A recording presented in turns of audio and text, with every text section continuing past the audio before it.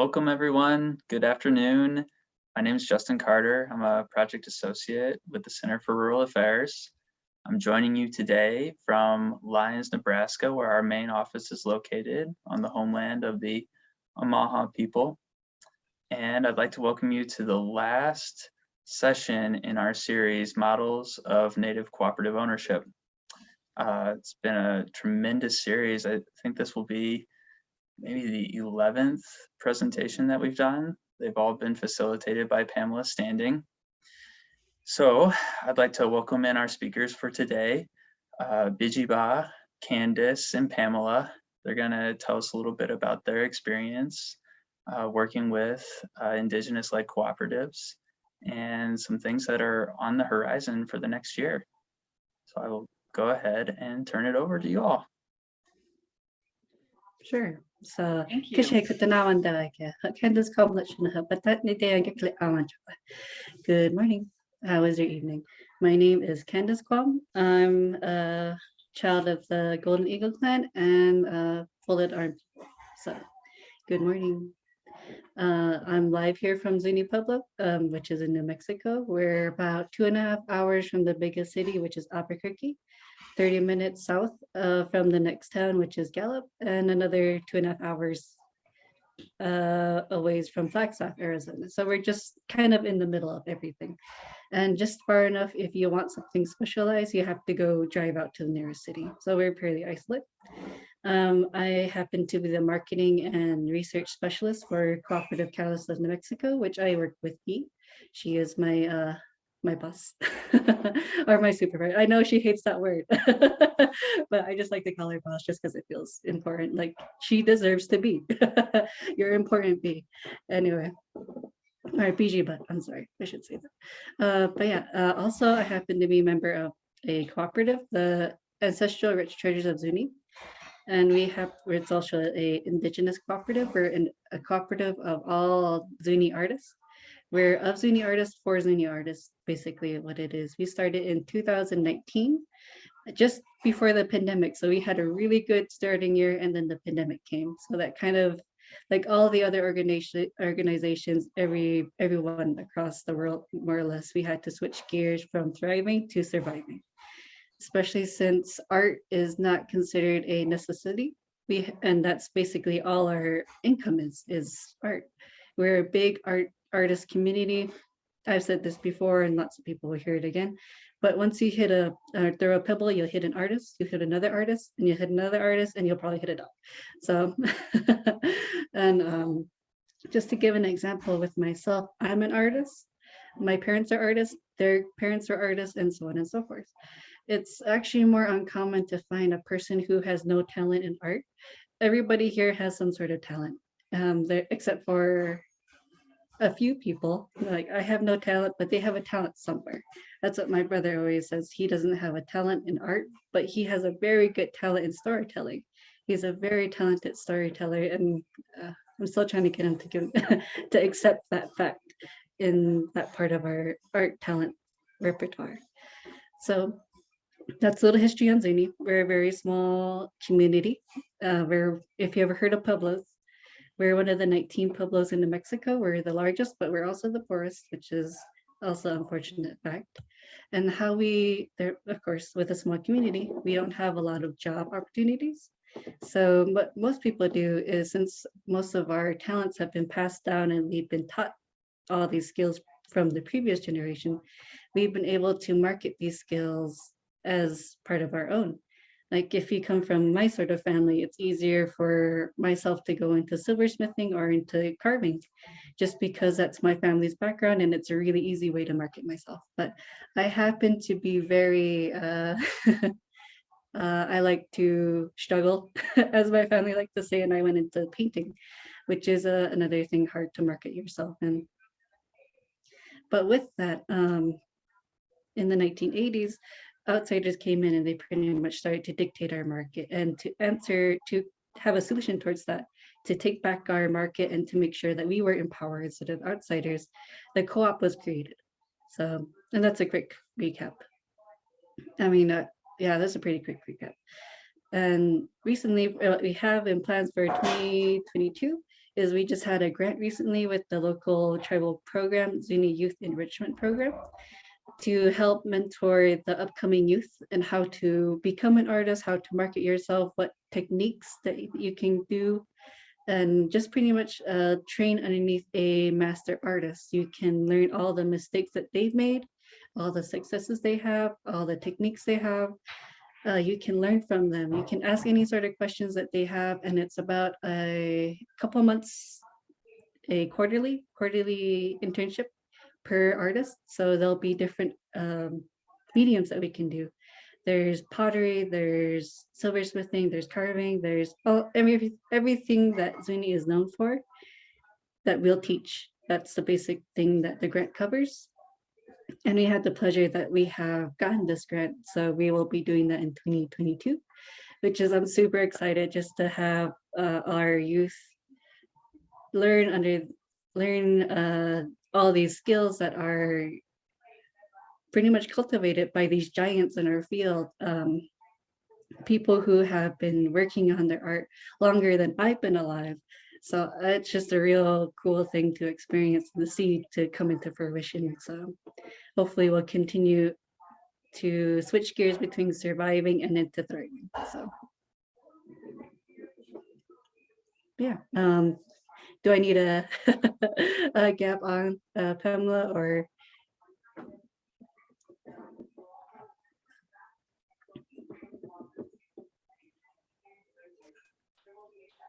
Are you going to be a holdout, Bijiibah? Am I waiting for my cue? Is that my cue? Okay. Thank you, Kandis. Ja, het is je Bijiibah Begaye en is je shestina en is land is het van de busjes die mij zo dat je maar trek je niet dat je nou zo komt bekode I am by blood Tuscarora of New York. My mother ran away though, and she found herself a Navajo in Arizona. So I am born for the Many Goats clan, and my father's Navajo, and I'm enrolled with the Navajo Nation. I am Bear Clan, born for Many Goats. My maternal grandfather was Wolf Clan, and my paternal grandfather, Red Running into Water Clan. And I was raised on the Navajo Nation in a community called Coal Mine Canyon, which is near and dear to my heart, and where I reside. But presently I'm using the internet in the city, so you know how that goes. I am the co-director of Cooperative Catalyst of New Mexico. Cooperative Catalyst of New Mexico, our mission is to empower communities to create local wealth through the development of cooperatives and through the creation of a generative cooperative ecosystem. We do this by serving as a resource for individuals, groups, companies, and other organizations interested in forming, converting to, or growing cooperatives. And I always like to point out that arts is our shining star, and Kandis does not get enough credit for all of the incredible work that's been done in the cooperative field. So thank you, Kandis, again. She's part of our CC&M team, and she's an incredible resource to us. We are currently working on a number of projects that I wanted to highlight, but just to put it out there, my role in the organization is very predominantly focused on Indigenous cooperative development. I work in the Southwest, and right now we're trying to develop best practice for Indigenous cooperative development. So Pamela, thank you so much for inviting us to this panel. I think this is a discussion that's going to be ongoing, and I certainly think that there's a lot to be done. So our work right now, the proposal that we have in place is really built around this understanding that there's been decades of forced removal, land dispossession, and policies of oppression that have hindered economic development opportunities for Indigenous people. So, you know, with fewer local options for goods and services, consumers are forced to spend their money outside of their communities. And that money rarely cycles back, especially in Indigenous communities that are living in rural circumstances like there are in the Southwest. So we're intending to utilize cooperative development and cooperative models to address that. And I would love to go into that further, but I'm not quite sure if we're just doing introductions at this point. So I'll go ahead and hand it back to you. Are we going? Yeah, just go ahead, just dive in. Okay. I think I want to start out a little bit with like, why for me cooperatives are important as an individual. I come from a community that lives below the poverty line, and that's a Western poverty line. And I want to emphasize that, there's Western perceptions and Western lenses. I come from a traditional community that still uses a pastoral society economic model. So we herd communally. Our dollar is really based off of our livestock. So my family still herds horses, sheep, cattle. All of those things are, where our wealth comes from. That includes traditional knowledge. But within a Western paradigm, we do, my community lives predominantly below the poverty line. And I think that I'm going to say in previous administrations, socially, there was a lot of conversation around what racism looks like and if racism existed. And when the pandemic hit, we were no longer talking about whether or not it existed. We were seeing it unfold. In my community, people live without running water or electricity, and it made national news. Watching my grandmother on the news talking about her fear that this pandemic was having a bigger impact, and it was and is. And we're lucky at this point to be getting the services through the vaccination rollouts that they're doing, but that doesn't mean that we're not facing issues now. We have uncontrolled spread at this point. And I think when the pandemic initially hit, there was this perception that there were going to be outside resources that were going to come and assist our communities. And nobody came. It really was a bit of a shock. We waited, and then our government shut down. And even with these emergency notices going out, people weren't getting them because we were so isolated. And we really did have to come together. And it was from our traditional economic practices that we were able to build strength. And for me, that's really what the cooperative model is about. We started to look at our assets on a local level and did some asset mapping. And that's how we came together and started providing food for individuals. How do we get water in? How do we get, solar systems out to folks?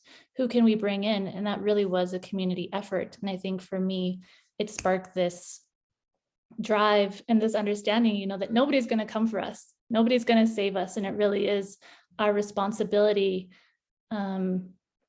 as individuals and as community members to come together. And for me, the cooperative model fit seamlessly with our traditional perspectives and practices.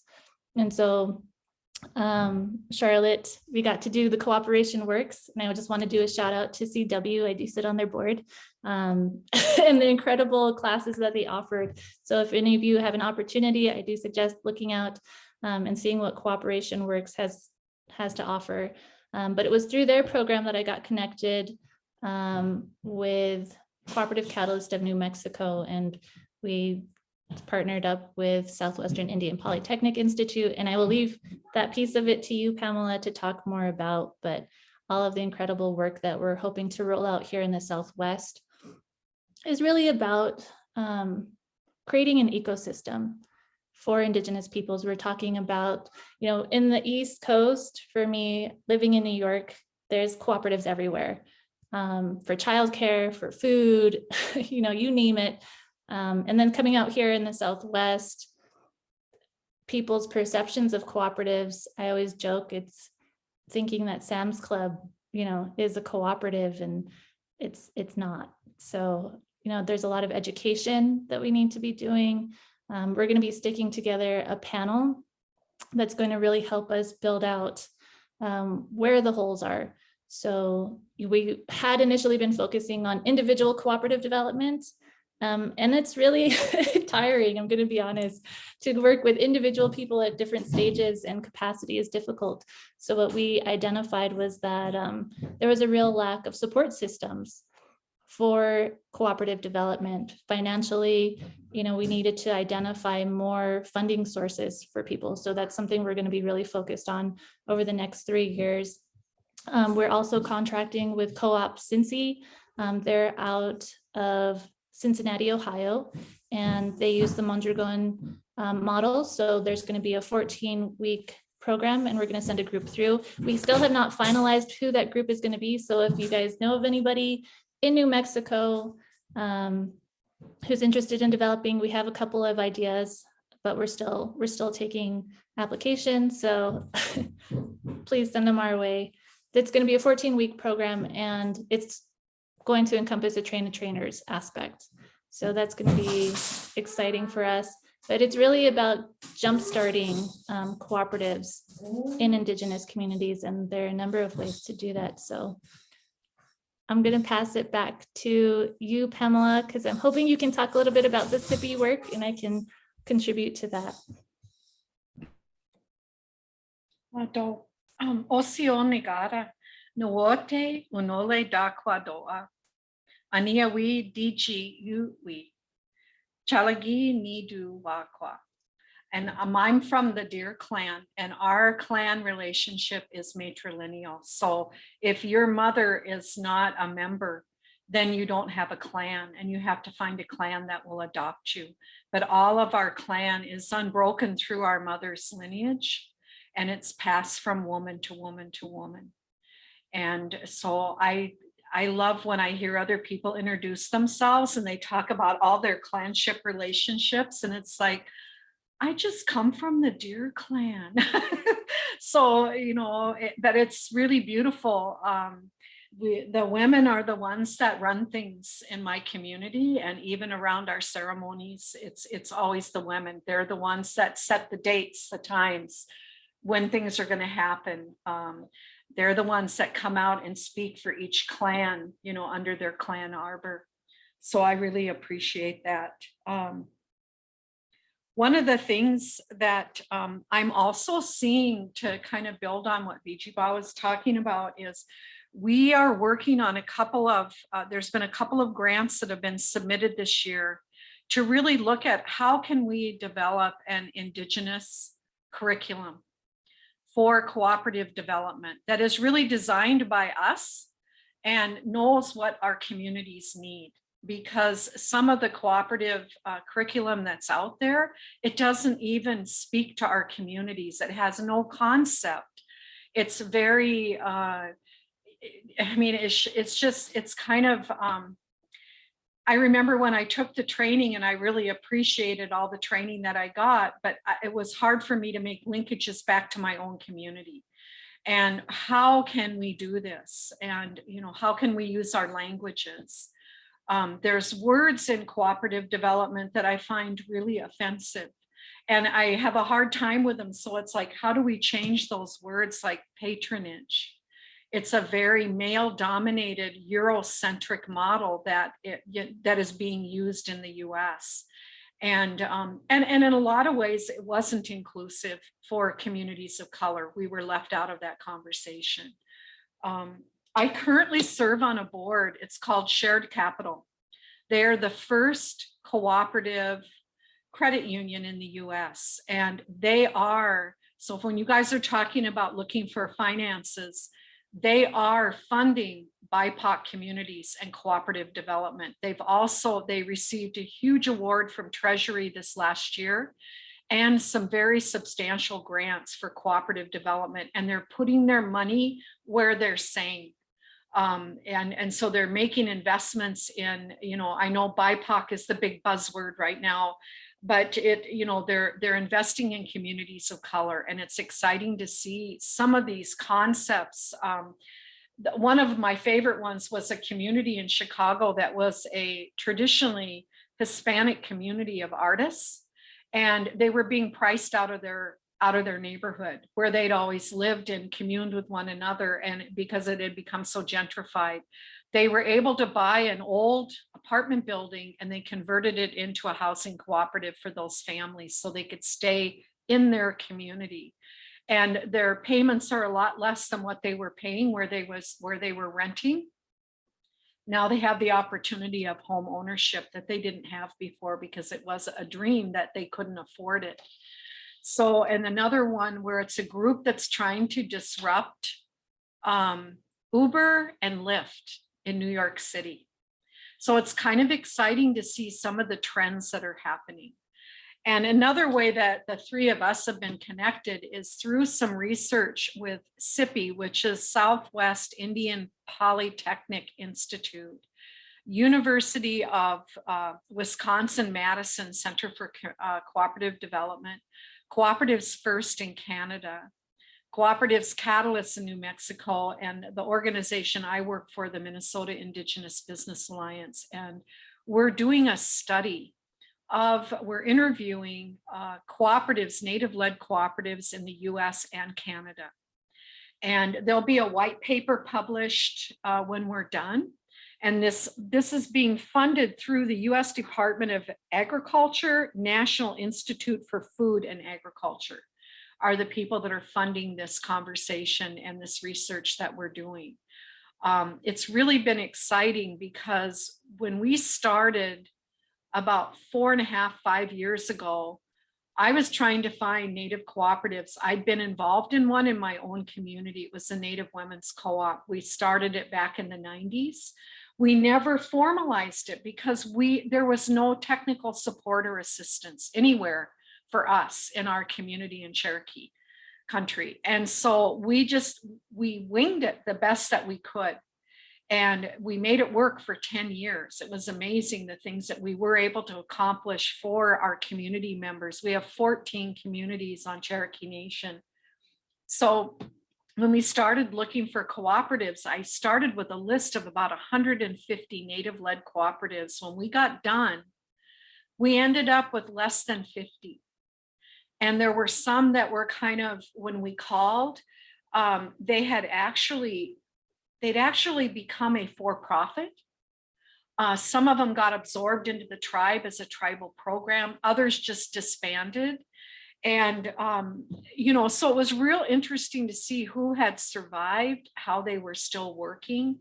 And then we even did more research when we published another publication about kind of that Indigenous journey into cooperative development into our communities. And we were able to do some case studies. And some of these communities, what inspired me, and when I talked to them, it was really interesting because they couldn't see what they were bringing to bear to their communities. And we heard from one of them this last week. It was Koala Arts and Crafts. And to hear all of the things that this little cooperative does for their community, they're protecting the environment, they're teaching sustainable practices of how to gather the materials that you need to make the baskets and a lot of our traditional art. They're protecting the waterways. They've instituted art education from preschool all the way to high school in their BIE schools on the reservation. It's just, I remember when I called and interviewed her, she was just feeling really low the day that I called, and I went, "You guys are an anchor institution." And she never had thought about how much, it's kind of like when you throw a pebble into a still pond, how that ripple kind of keeps going out. And that's what they reminded me of, was that ripple of the beauty of their work and how they've touched so many lives in their community. And they've been at it for 75 years. And then I met and I heard about arts, and it was like, oh my God. I mean, I couldn't get a hold of you guys fast enough. It's like, oh my God, there's another one. And then we found out about other ones. And so there is a movement happening in the country. And I'm really hoping with the work with SIPI, with this partnership with all of us working together, that we will be able to talk about why some have thrived, what's causing some communities to have a stronger cooperative system, and just to learn from it, for us, hopefully, that we can gain knowledge and look at even some of their best practices. And they may not be intentional best practices. They've been just doing this to thrive and survive. But I think that when we're done, we're going to be able to kind of carefully call through that information and look at, we'll start to see threads, I believe, that will emerge. And so we worked for months developing an interview process, and really the kinds of things we wanted to hear. And then we developed kind of a business interview, and then we developed an online survey. So what's happening is we interview the organization, then we do the business interview. So we do a personal interview first to kind of learn about them, their community, what was that passion that started this, what brought people together, how did they keep them together, how did they keep that vision alive in their community, what do they see, what are the things they're hoping to see, like when you close your eyes and everything's working, what would it look like to them? And the other piece that then we're sending the survey. So we have an electronic survey. We'll send that out to their members. That's all being done in a program called Qualtrics. And don't ask me what that is, but it's got some sort of secret sauce in it. So we're working with an evaluator who's working on the personal evaluations. He'll be reviewing all of our notes. We also have 2 students from SIPI who their professor, Dr. White, has been working with them on collecting data in Indian country. And they've been getting very specialized training, like evaluation is sacred. How do we protect the data, the integrity of the data? How do we give that back to the community? And I think as we came together, we all wanted to make sure that this data was going to belong to the communities that we were interviewing, that it's not our data. It belongs to them. And we're hoping that we can tell a story that they can see how their cooperative has really the impact it's made in their community, but maybe even spur their imagination to look at other ways that they could grow cooperatives within their community. And we're working here to challenge our leadership to look at a lot of the tribal enterprises that don't necessarily make money, but if they turned it over to a worker-owned cooperative, I think it would change the whole dynamic of the business. And they would be working, around the clock to make that grow. And so those are things we're planting seeds. That's what I feel like. And the soil, to me, is really good for this seed planting to take place. And we've been so inspired. And I know Justin and I, after we listen to the interviews, we usually talk afterwards, and it's like, oh my gosh, what this community is doing, how they're doing it. And it may not follow the rules, but it's working for them. And they're adapting it to meet the needs of their community and their members. And I just feel like it's just such an honor to hear these stories, from these people about what they're doing to make their communities better. So if you want to chime in on SIPI, you go for it. Oh, that was a beautiful overview. That was awesome. I was super excited about the work with SIPI because of the storytelling aspect of it. I don't think it's your typical research project, and the way that you guys had designed it was, that our Indigenous storytelling has value. And for me, that was an exciting process, and I'm excited to see how it unfolds. I think the other thing I wanted to mention was, and I apologize, my dog is being really needy right now. Kandis always highlights something for me about cooperatives that stands out, that within your normative capitalist Western model, it's competitive. And in our communities that are small, that creates hostility pretty quickly. So, with a cooperative model, it's about sharing resources because of that generative ecosystem and capital, right?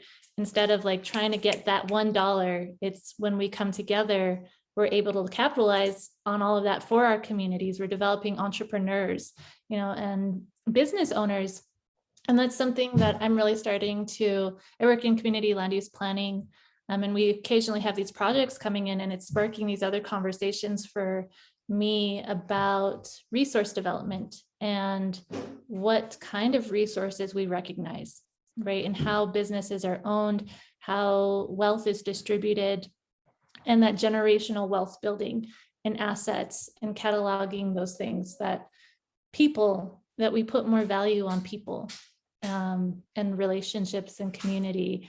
And for me, that's an additional benefit that I don't know if we value enough, but it's community building.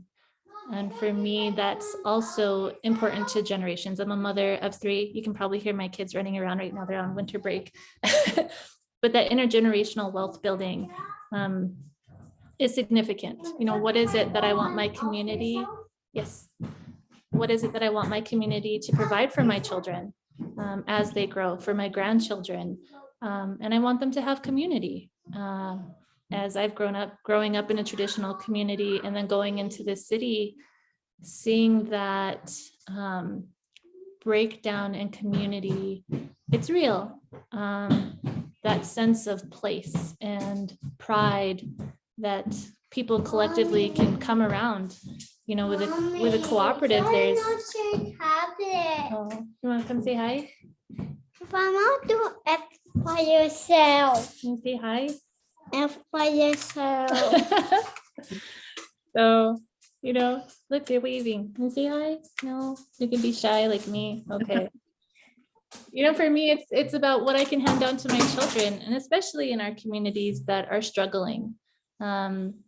I like the idea that we can put our heads together, and they're incredibly skilled people that I want my children to know that they can lean on, that they can build on these things. And, we tell these narratives about what is of value.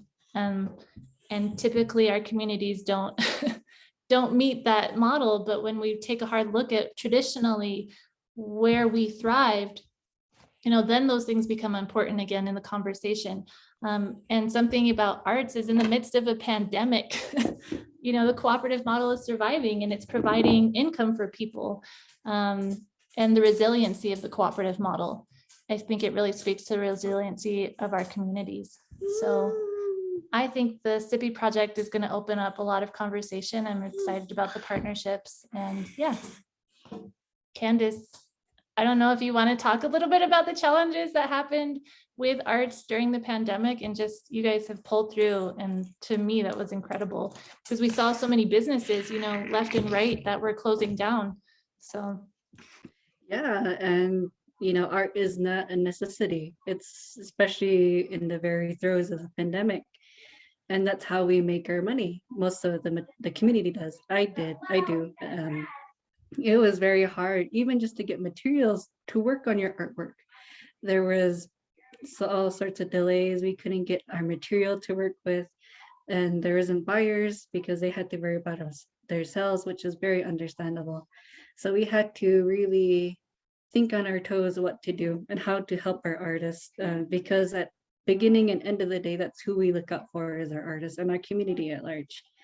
So we started thinking of these different initiatives. So we closed down our physical gallery. We just closed the doors just to make sure everybody was safe. On top of that, our village was closed down, so we couldn't have any insiders come by and visit the gallery to purchase anything.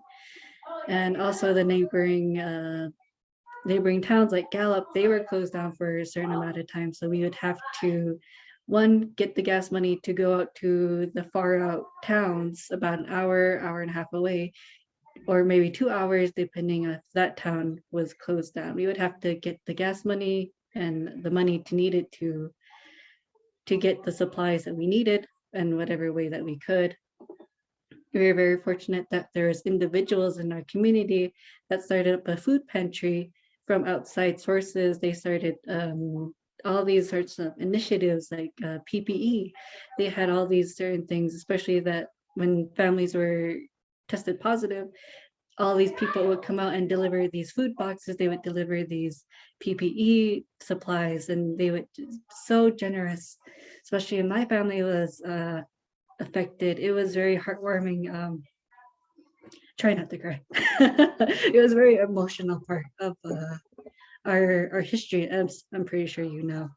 But just to have, when you're trying to fight, just to take your next breath, just to know everybody has your back. That was great. And just very heartwarming. Anyway, what the cooperative did was we came up with all these sorts of initiatives that would create money flowing to our artists. Like we had an in-house competition with a face mask. So when we had these competitions, we would pay our artists for participating and for the image. And once the face mask would sell, that design would portion of it would go to the gallery, and most of it would go to the artist. So that's another way we created a kind of a inflow for money to come in. Another way was online auctions. We would come up with auctions from our artists, would pay for the art piece up front, and then we would put it up for auction. And if it went over the retail value, then we would give whatever was left over from, let's say retail value was 200 and that piece sold for 300, that 100 would go back to the artist.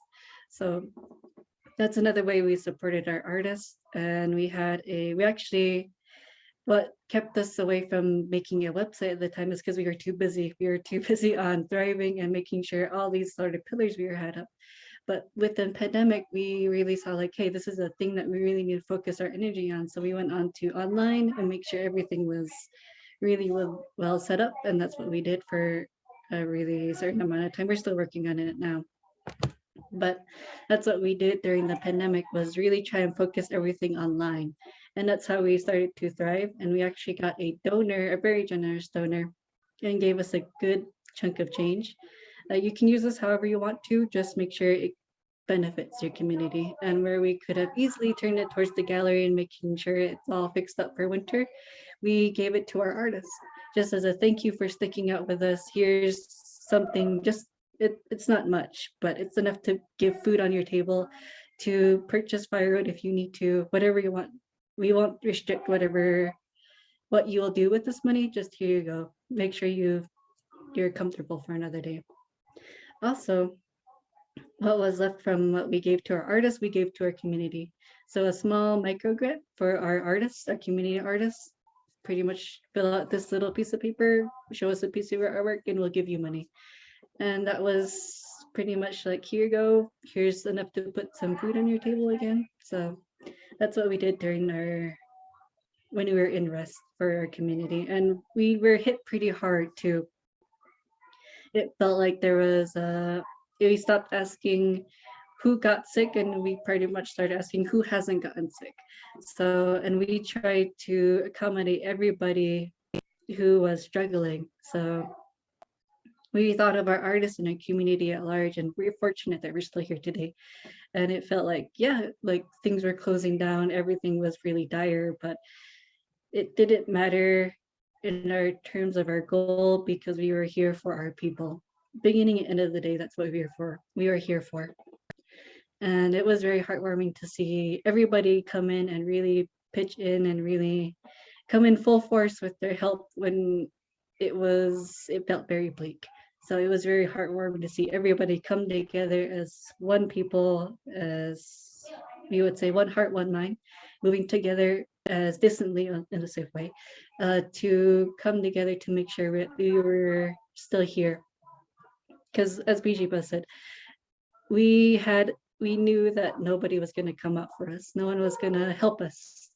So there was a certain point where we had that hope, but that as soon as that hope diminished, we like, well, no one's going to help ourselves. No one's going to help, so we have to do it ourselves. And it was really beautiful to see. If I keep talking about it, I'll start crying, and I didn't hydrate enough to do that. So I didn't schedule enough. I didn't schedule that in my day. So I'm sorry. But yeah, it was very heartwarming to see everybody to come together in the co-op and the tribe at large, and to see that across the country, like these small communities coming together to make sure everyone's cared up. It was really great. Not gonna cry, didn't hydrate enough for that. So so I'll pass it on to the others. Thank you, Candice. And I just wanted to make mention, I dropped the link for anybody who's interested in their last minute gifts to zuningpuebloart.com and their gift shop. So take a look if you get a chance. And then there was a question also about the ecosystem and the train the trainers, if that'll be face-to-face or virtually, and we'll be offering that virtually. And if other states can participate, this first group has to be from New Mexico, but our plan is that this will catalyze ongoing train the trainers. So if you're interested and you're from out of state, please don't hesitate to reach out. Our plan is that this is going to have a ripple effect and build out that ecosystem. So.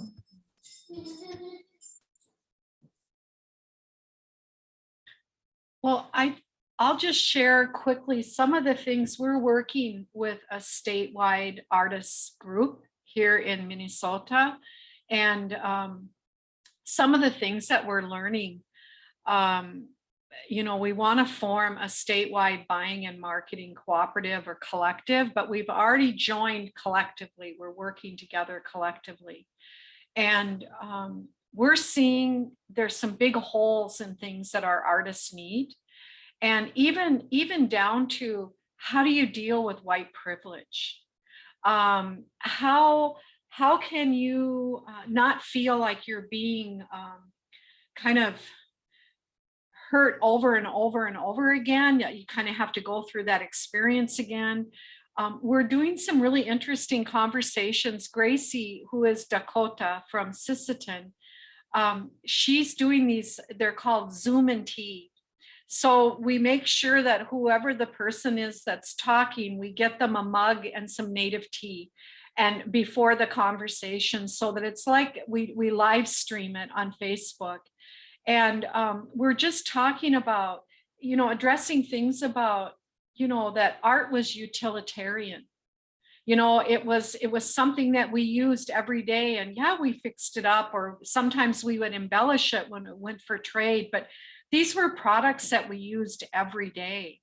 And it's, you know, it's art, you know, it's beautiful creations that we have. So we had a woman doing a talk on cradle boards.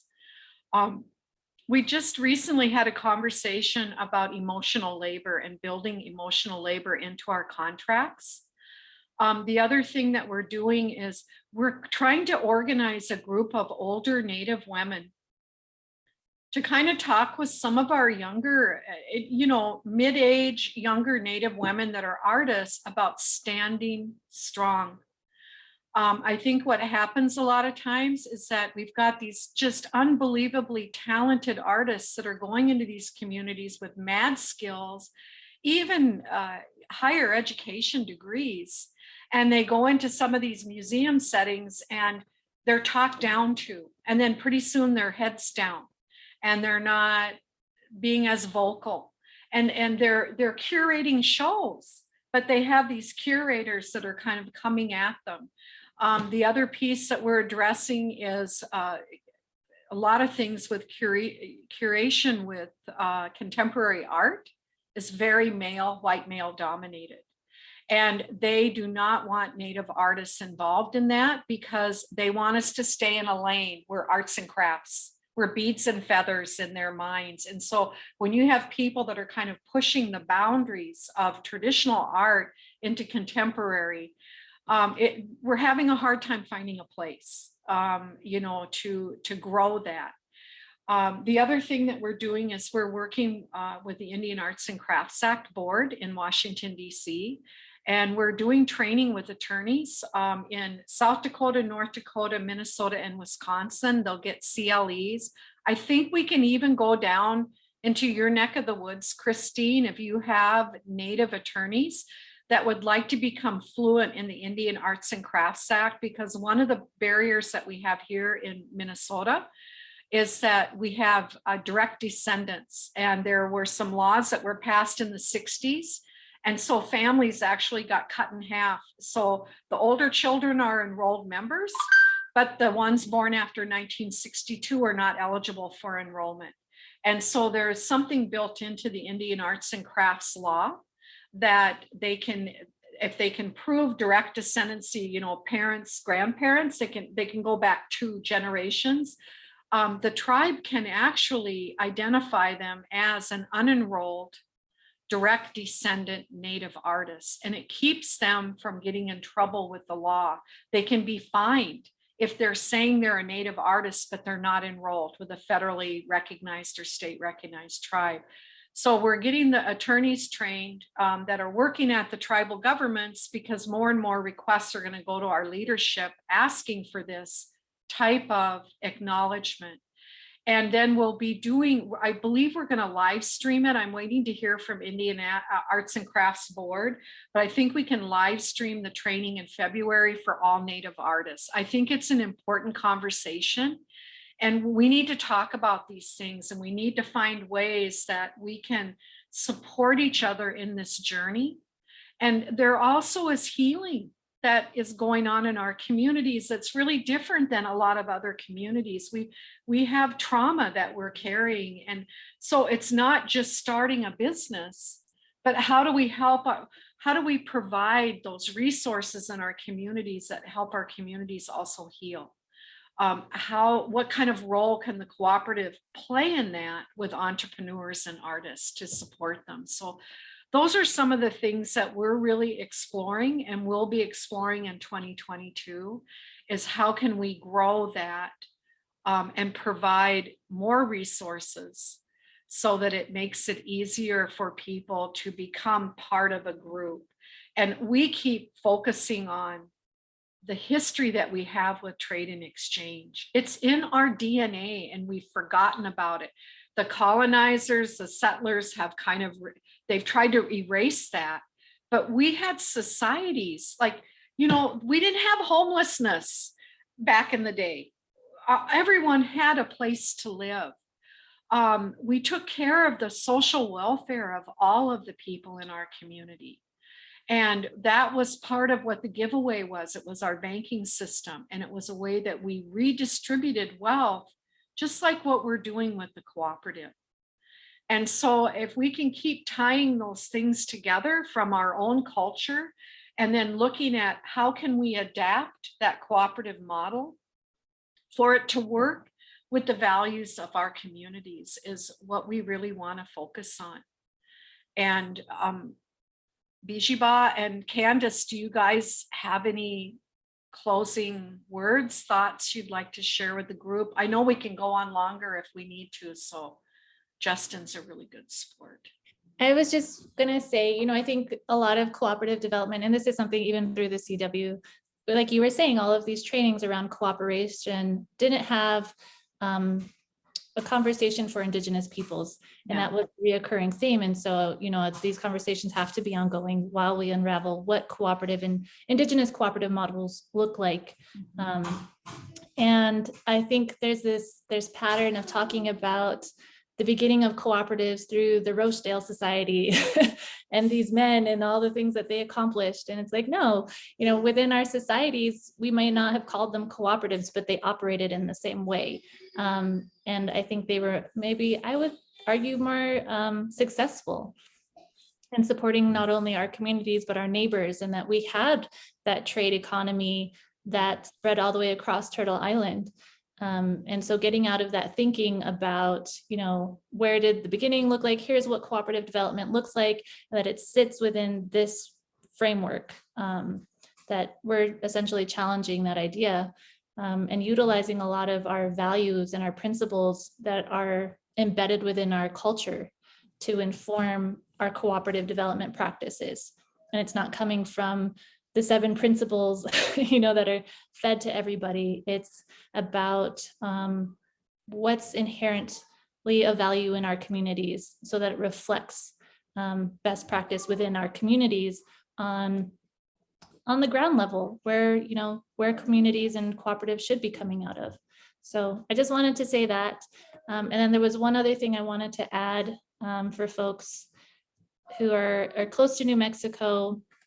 We do have a contract with the state, and this was something I was really excited about, because the pandemic hit, and then you also saw like state and federal people coming to the table saying, well, what are cooperatives? How can we support them? New Mexico really did come to the table. So we have a partnership with New Mexico Aging and Long-Term Services Department and the New Mexico Department of Workforce Solutions to promote the development of caregiver co-ops in rural areas of New Mexico. So if there are folks who, and this was something we were talking about, like we're going to have in the long term, the boomers need people or systems, you know, people don't want to go into nursing homes. And when we look at the cooperative model, people want to stay inside their homes. So how do we create care for folks? That means that the caregivers themselves are getting the benefits. So we're also looking at young people who, for instance, out of my high school, they have a nursing program so that when you come out of it, you can immediately access the job market. So we're kind of hoping this might be an opportunity for young people as well, or people who already are working in the caregiving industry and want to be making those decisions. So there's that. And then I also just wanted to highlight, they're not off the ground yet, but there's a cooperative called Heartfelt, and it's for domestic abuse survivors. And again, you know, the role of cooperatives in addressing these issues, social issues. My little one's antagonizing me. He's hiding my keys.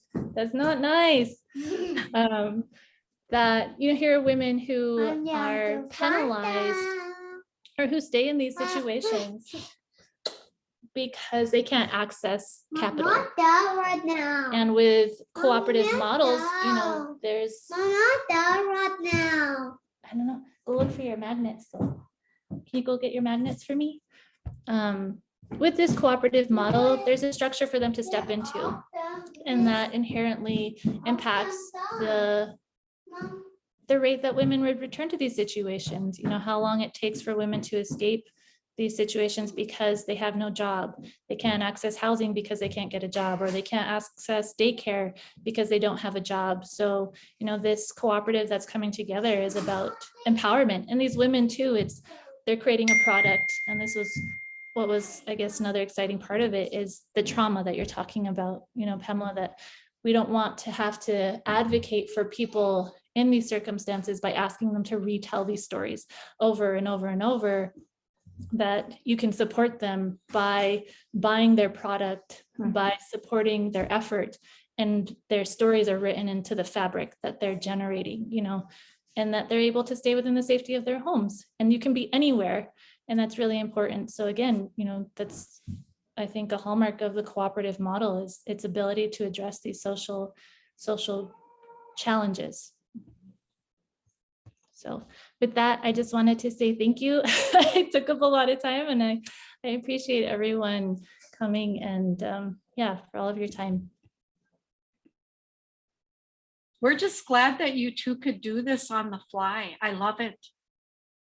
We didn't plan this months in advance. It was like 48 hours. We're ready to go. Well, as soon as you sent the email, Pamela, I just showed it to be like, oh, like, should we do it? And I was like, duh. So let's go. We came running. So Oh, you and guys it's just a pleasure to talk to people I can about this. pull up the text. It was yes with exclamation marks. So yeah. Yeah, so we didn't even think about it. It was not even a thing. Well, it was Justin who made the suggestion. I was just having a heck of a time getting San Javier. Holy, those guys.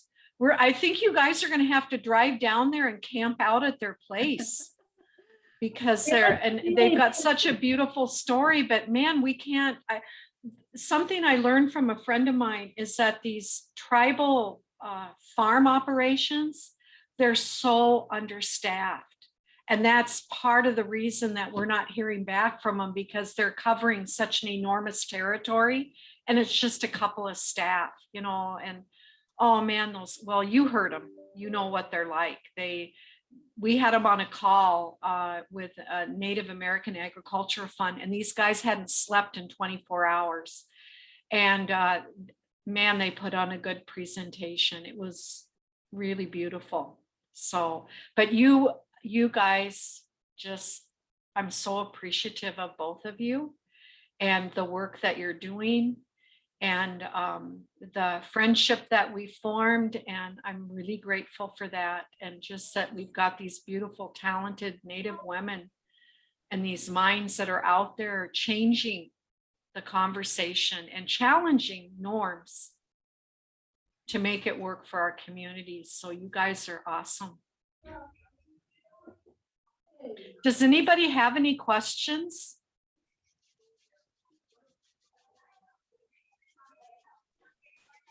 I do.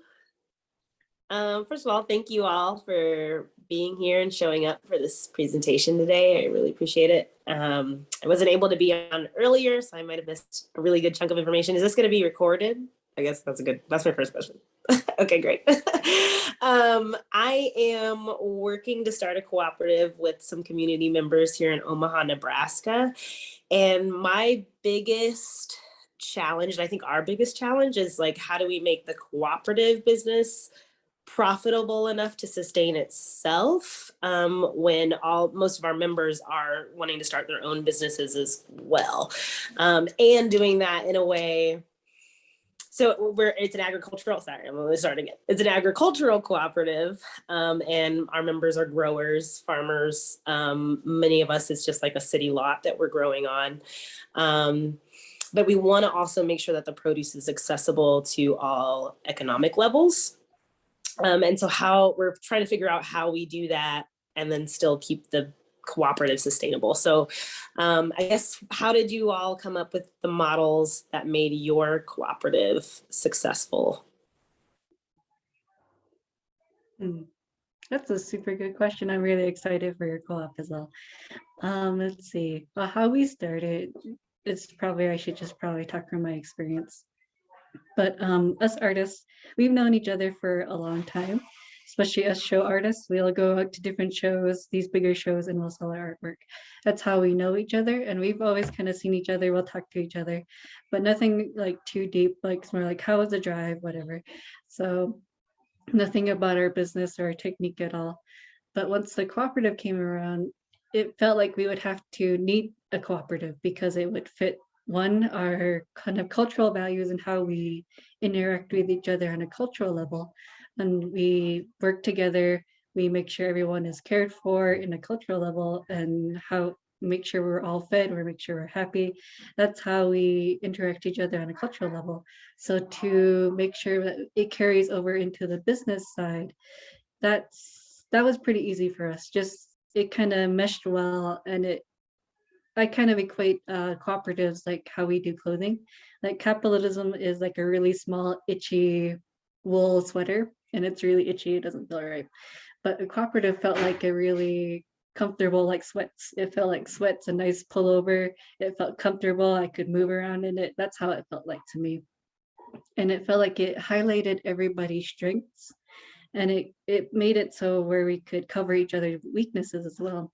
So I think highlighting individual strengths and weaknesses, I think that's pretty good, just so you know how to work with each other.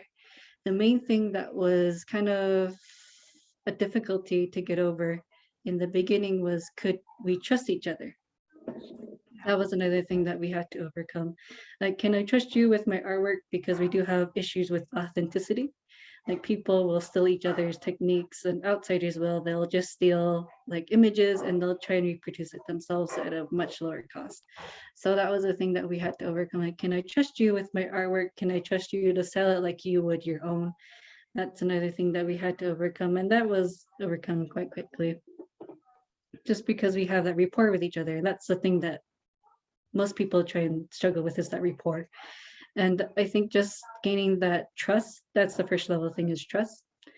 And once you build from there, it gets a lot easier. Everything will become a lot easier once you gain that base level of trust, which is, it sounds a lot easier than what I'm saying, unfortunately. But yeah, that level of trust is everything. And once you get that, everything will fall into place, hopefully. So that's how we got our cooperative off the ground. And we just got started within a year. So, but getting everything, that our story is not common at all. So we heard that it'll take about a year to 2 years for it to become sustainable. or not sustainable, to become really profitable. So we were just kind of like the outliers, and we turned a profit within the first 6 months, which is amazing, with no advertising at all. We didn't even have a Facebook page when we did our grand opening. So that was amazing. That was all by word of mouth through our own clientele.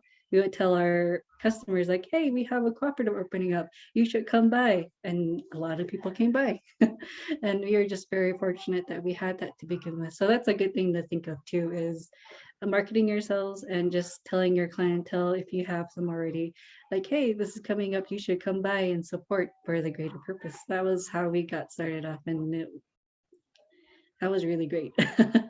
And it was from beginning to where we opened up was like that. It felt like it happened super quick, and it feels like it happened yesterday in a really weird blur. So I hope for the same thing for you too. Stephanie, I'd like to, Charlotte left a message in here from NCDC. You might want to call and talk to her as well. And Justin has her information, but another person I'd love to connect you with is Leah Penniman. And she's with Soul Fire Farm. And she was one of our presenters. And Leah she has this fellowship where you can go, and it's all about food justice, food sovereignty. And she really works with communities, like even a small, your startup. I really wanted to encourage you to reach out to them, look up their website, Soul Fire Farm, and reach out to her and let her know that Pamela Standing referred you, because she's very, very supportive of that. And I'm just going to share something else that I'm seeing with communities of color. And I'm talking about Indigenous, Black, every community of color. We come in with a disadvantage when it comes to getting funding. And I'm seeing a model emerge, and I want to spend some more time on that model this coming year. But I'm seeing where communities of color are really effectively using, they start the cooperative, but they have a nonprofit on the side that helps to raise programming for the co-op and is a member of the co-op. So it's not a separate, it is a separate entity with its own board of directors, but it's a paying member of the co-op. And Leah spent probably 15 years and working with multiple law schools on developing a model on how you can do this. And I'm seeing even here, like we have a group called Black Table Art. They have 80 members now, and they're paying for their building. And they also have a nonprofit that's helping to raise money for some of the special programs that they want to do. And so I think there's, I know that in the cooperative world, that's a no-no.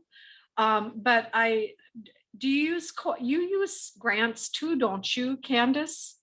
Do you guys get grant funding? I just think it levels the playing field for us. Because like in Indian country, our land does not have value to a lender. First of all, they can't take it.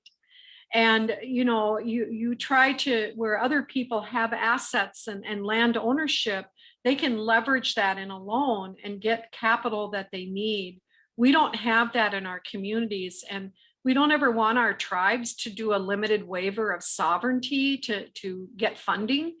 So it's other ways that we can look at it. Something else, another group that I worked with, they're called Susu Collective. They're up in Vermont, and they did a GoFundMe page, and they actually raised the money to buy their farm. So there's different ways, but there's different laws in each state that you need to be aware of when you do that. But those are some of the ways that I'm seeing that our communities are accessing capital in just some very non-traditional ways that meets the needs of our community. Bijiibah, did you have a comment? No, I was just gonna say you're so fired. Yes, I absolutely love them. Definitely check them out, even just for fun. They're incredible, and I love just the dialogue. The other part of it too, I'm gonna put my email in the chat, and then I have to jump off. But feel free to reach out to us. We can tap into our network in Nebraska to help you get like all the incorporation. I don't know if you guys have incorporated or you're still like in the startup phase. But that's always a question that we have people, who are co-op 101s, is what is the cooperative models? And there are a million different ways to organize your co-op. And it's really about your group. So, there's different models you can look at for inspiration, but really it's about what you guys want to do with it. So if you want some more resources, we can certainly help you out with that. And I'll go ahead and put my email in the chat for you.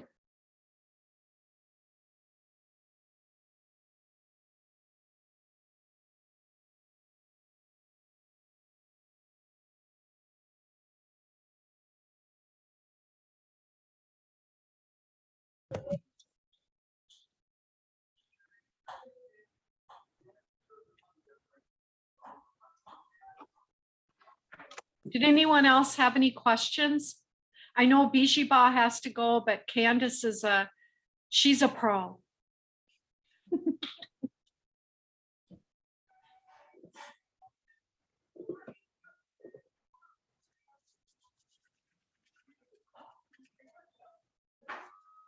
Oh, I forgot to mention, if you're going to the website, you probably can't see the store right now, just because we're on our winter solstice Lent until tomorrow. So yeah, the store will be back online tomorrow. So it's just in observance of our Lent. I think that's the English word to put it, but tashkwe is what we would say. So. Well, we want to thank everyone, Wado, for being with us today and letting us share with you. Thank you so much, Pamela. Thank you so much, Kandis. Yeah, it's just such an inspirational story to hear from you all. And I'm so happy that we've been able to do this and make this workshop series. It's really, and we've discussed it and thought about it before, but really what Bijiibah and you both talked about, there is such an ongoing theme throughout all these presentations that we've done on how a cooperative isn't just a place to provide an income or provide employment. It really is a community center that so often provides food security and education and relationships. So just very grateful that we've been able to do this and that you all have shared your stories with us. Yeah, thanks for inviting us. It's very much a pleasure to be here. So as I said, we just came running. Before folks jump off real quick, I do want to just throw our evaluation in the chat. I always forget this. There's the link, and yeah, that really helps us improve our program. So it should just take a couple minutes. Do you want me to fill this out? Nah, that's okay, Pamela. Are you sure? If you want to. Well, I probably should, just so you get the numbers that you need. Okay. Oh, I know how that goes. Oh no.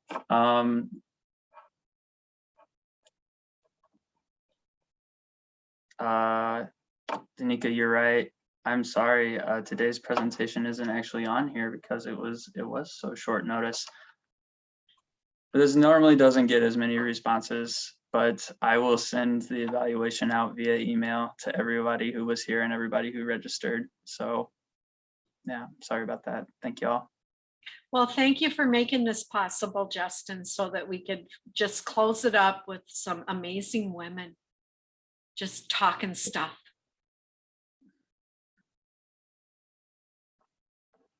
All right. Well, everybody have a very happy holiday. Yeah. Take Thank care. you, everyone. Yes.